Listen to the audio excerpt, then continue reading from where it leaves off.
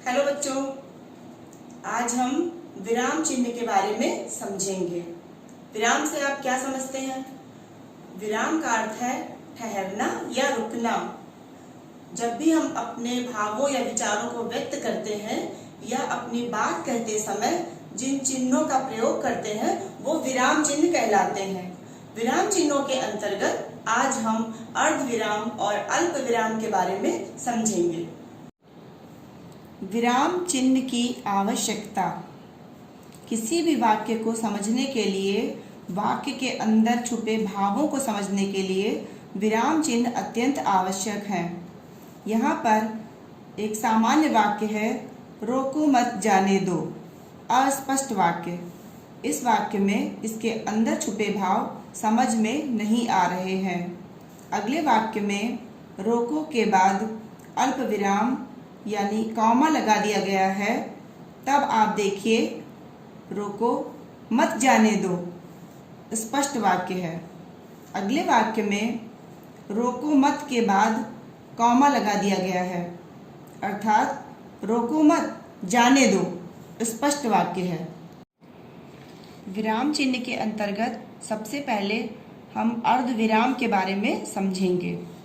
जब हम वाक्य में थोड़ी देर के लिए रुकते हैं लेकिन वाक्य पूरा नहीं होता, वहाँ अर्ध विराम का चिन्ह लगाते हैं। या ये कहिए कि जब एक वाक्य अनेक छोटे वाक्यों से मिलाकर बनता है तब उन छोटे वाक्यों के बीच यह चिन्ह लगाया जाता है। जैसे नाश्ता तैयार है, सब लोग आ जाओ। कोई भी रंग रूप से छोटा बड़ा नहीं होता, कर्मों से होता है। यहाँ पर ये वाक्य दो छोटे वाक्यों से मिलकर बना है। यहाँ पर एक वाक्य को बोलने के बाद में हम थोड़ा रुकते हैं, इसलिए यहाँ पर अर्ध विराम का चिन्ह लगाया गया है। अल्प विराम, इस पर बच्चों विशेष ध्यान दीजिए आप। जब हम वाक्य में अर्ध विराम से भी कम देर रुकते हैं तब वहाँ पर अल्प विराम का चिन्ह अर्थात कॉमा लगाते हैं। या फिर जब वाक्य में एक ही तरह के कई शब्दों को अलग अलग लिखने की ज़रूरत होती है तब हम उन शब्दों के बीच बीच में अल्प विराम का चिन्ह लगाते हैं।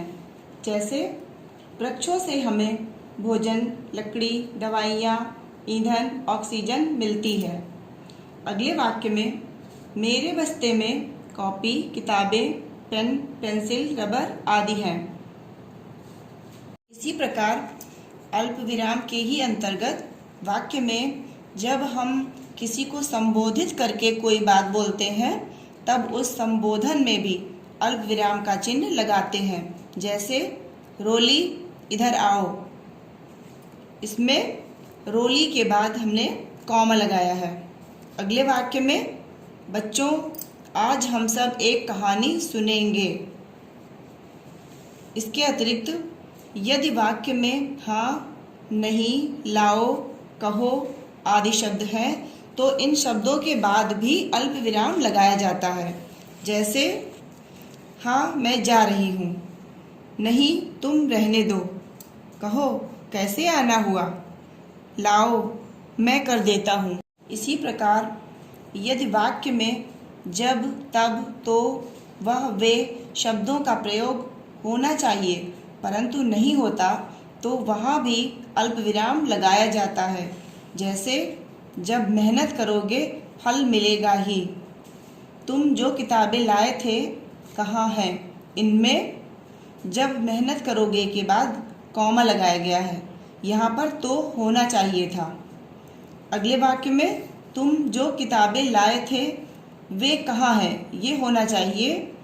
इसमें कॉमा लगा करके वाक्य को पूरा किया गया है। इसी प्रकार अगले में हम देखते हैं कि जहाँ वाक्य में उद्धरण चिन्ह, ये इन्वर्टेड कॉमास का जो चिन्ह होता है, जहाँ पर इनका प्रयोग होता है वहाँ पर उद्धरण चिन्ह से पहले अल्प विराम लगाया जाता है। जैसे महात्मा गांधी ने कहा करो या मरो, तब महात्मा गांधी ने कहा, इसके बाद हमने कॉमा लगाया है। बच्चों आज हमने विराम चिन्ह के अंतर्गत अर्ध विराम और अल्प विराम के प्रयोग के बारे में समझा है।